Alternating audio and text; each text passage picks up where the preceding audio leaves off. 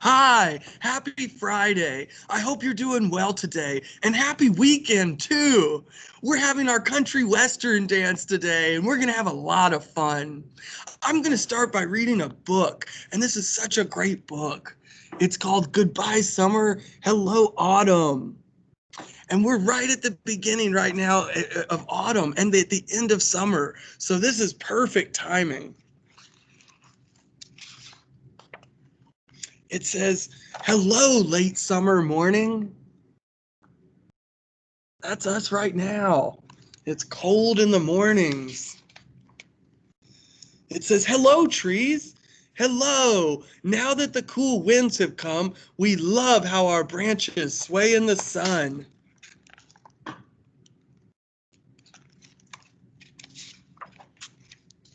Hello, playful foxes and singing blue jays.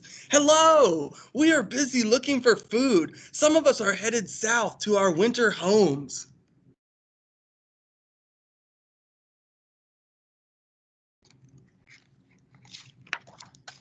Hello, walking sticks and butterflies.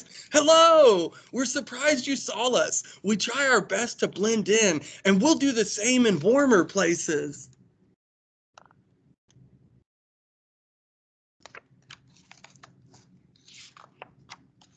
Hello, beavers. Hello, chipmunks. Hello! We have no time to play because we're making cozy nest and dens. It will be cold soon, and we want to get ready.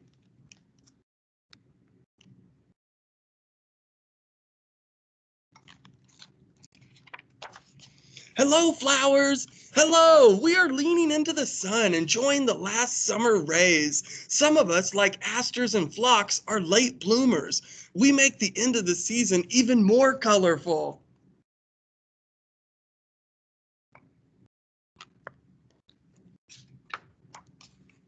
Hello, thunder.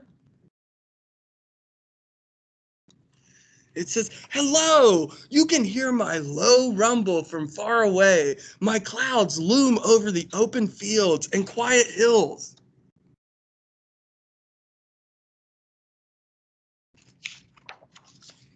Hello, breezy wind. Hello. I love to whoosh and drizzle and leaves through the misty streets.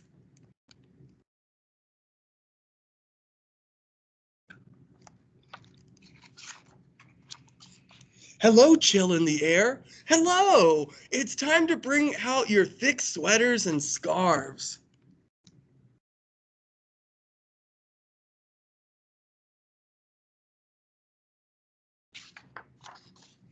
Hello, puddle.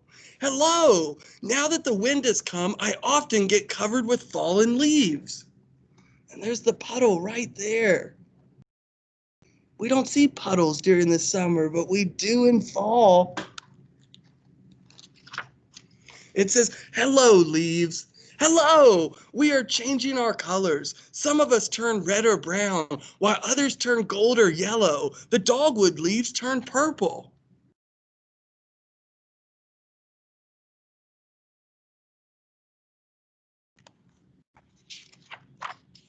Hello, big orange sun. Hello, I am setting earlier and earlier now that summer is coming to an end, but I will see you again tomorrow.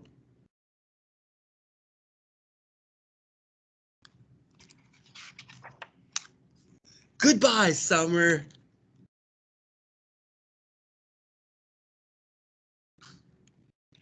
It's time to say goodbye, summer, isn't it? The end. It's been a wonderful summer, hasn't it? We've gotten a lot of fun things done together. We've planted a garden and done all kinds of fun stuff outside. I'm sure glad this summer went as well as it did. This book is called Goodbye Summer, Hello Autumn. I just think it's a wonderful book. Let's set this aside. The other thing I wanted to do today during our Western dance was listen to a little music. This is the record I have. And it's a Western themed music. Let's listen to it. I'm going to turn it on the record player, okay? Let's do that. I'm going to turn you sideways so you can see the record player. Right there. Let's turn it on.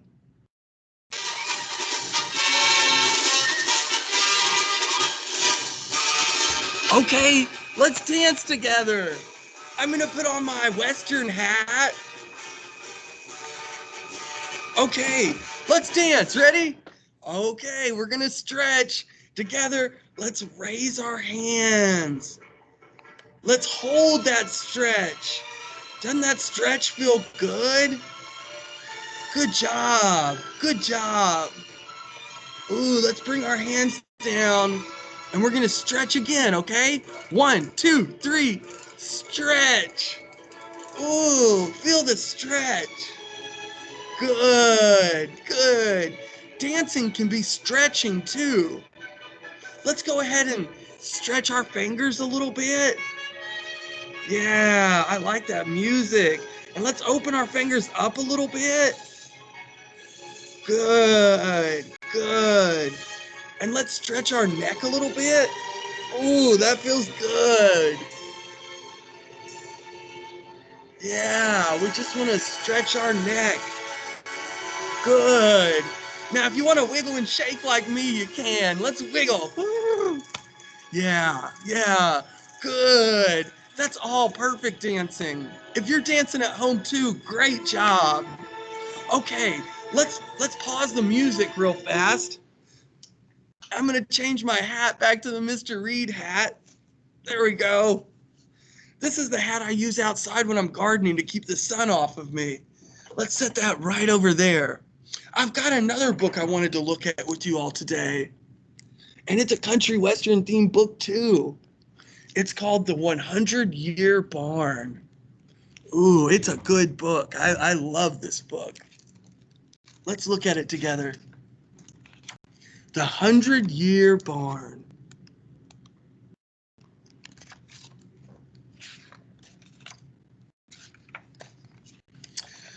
The 100-Year Barn was built one summer in our meadow with a small stream running through. It was built by townspeople, fathers and daughters, mothers and sons, grandmothers and grandfathers, and friends. That's us.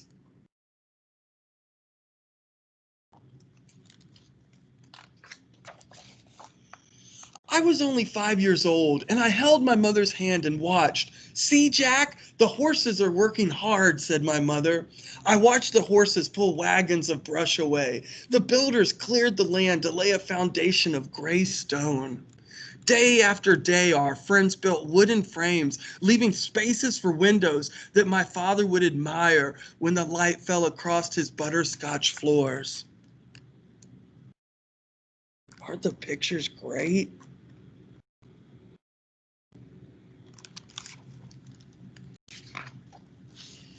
They raised the frames side after side, up and up, and climbed tall ladders to bolt them tightly to the chestnut beams.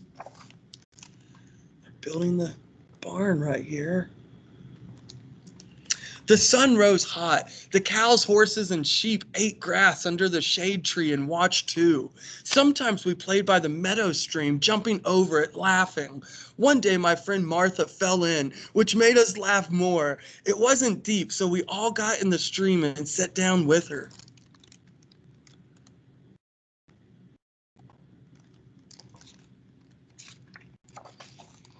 My father lost his wedding ring, a plain gold band. Everyone looked for it. I was the smallest and I found it in the grass.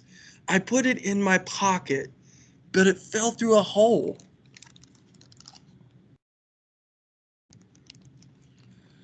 They searched for days. It was never found.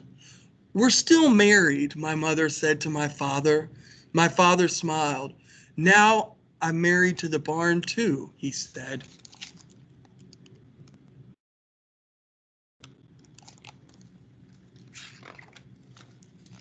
When I walked out into the meadow with my older cousin Emma, she pointed to the meadow's edge.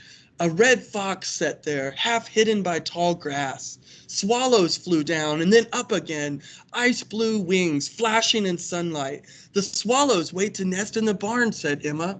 The barn boards were nailed. The roof shingles were nailed. The sound of hammering echoed in the valley like the beat of music. And after many days, when the building was done, Emma climbed a ladder and placed a pine burrow at the peak. Everyone cheered.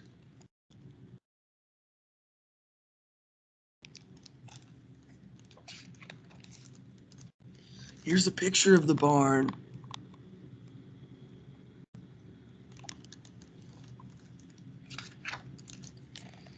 They ate food at long tables set with vases of wildflowers, salads and breads and cakes, and they drank apple cider from my father's apples.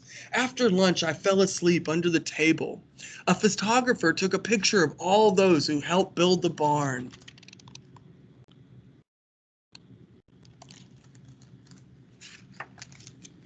My father raised a glass and thanked his friends for a summer's work. My barn will be called the 100-Year Barn, my father said. May it last 100 years or longer, and more than 100 of you have helped build it. Cheers to you all. Later, my father would nail the photograph up on our barn wall. He wrote under the picture, the 100-Year Barn Builders, August 1919. And that's a picture of the people that helped build it.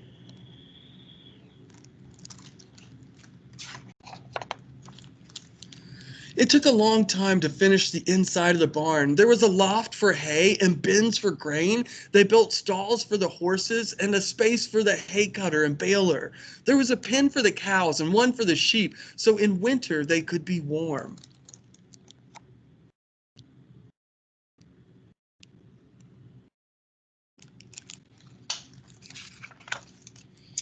On the very last day of summer, the barn was painted red.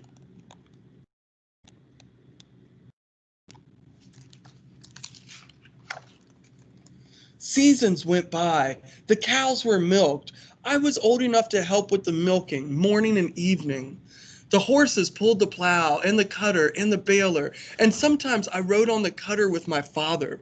When the horses' work was done, they ran in the meadow and drank from the stream and rolled in the grass.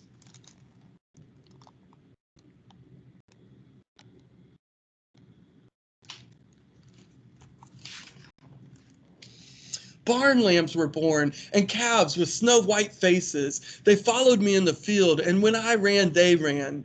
Once a lamb named Baby pushed me over and licked my face with his little tongue. The swallows swept in and out and in again, building their nest on barn ledges, just like Emma had told me when I was little.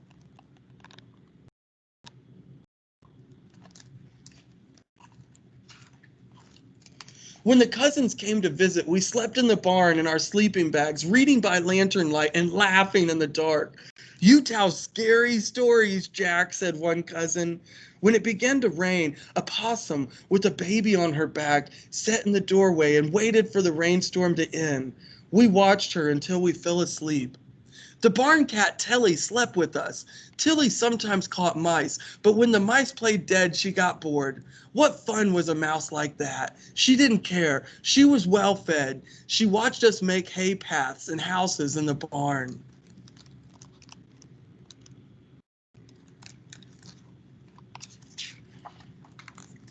More years passed. I grew older and went away to school and came back home to help run the farm.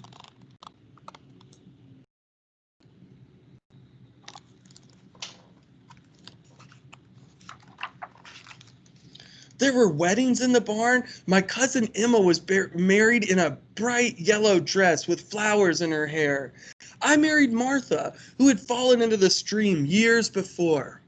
There were birthdays and 4th of Julys, babies were born, new children played in the barn, making hay houses. Sometimes they slept in sleeping bags, reading by the lantern light and whispering in the dark. That's the wedding right there. And there's the barn again.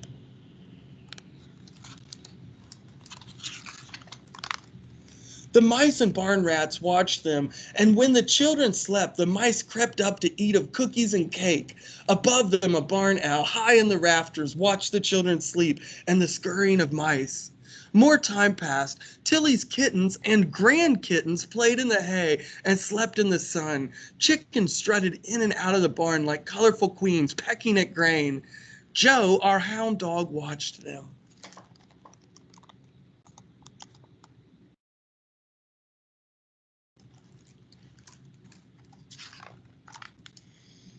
Some nights Joe howled at the moon, a soulful sound, and the barn owl and her owlets looked down from high rafters.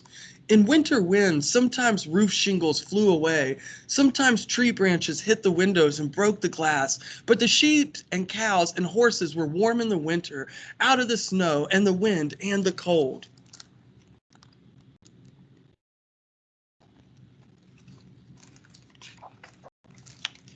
Then, when spring came, we would replace the shingles and the window glass, and when it was warm and the barn looked worn, we painted it red again. It was as beautiful as the day it was built.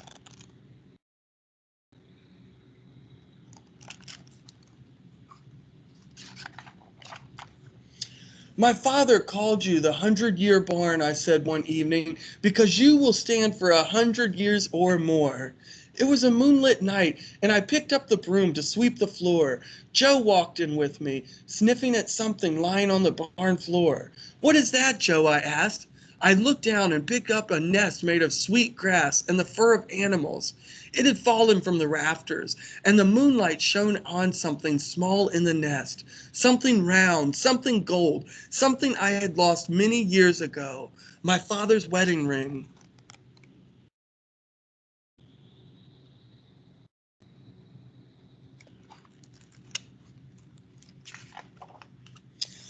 I looked up at where the barn owl had perched all these years. She had looked down on everything, the animals, the children, in the quiet, in the sun, in the dark. Maybe she saw something from long ago, safe for all these years in the barn.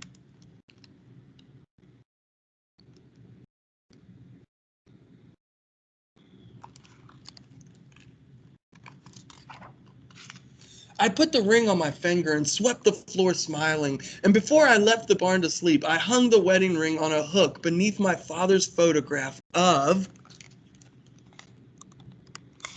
see, that's the ring right there, a photograph of the 100-year barn.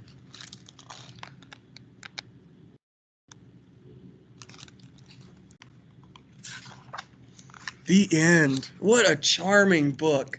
This was called The 100-Year Barn. Well, we're finished for today. This is our symbol for finished. I hope you all had a great day today, and I hope you all have a great weekend too. And we'll be back again Monday with more fun. So until then, bye friends. I'll see you then.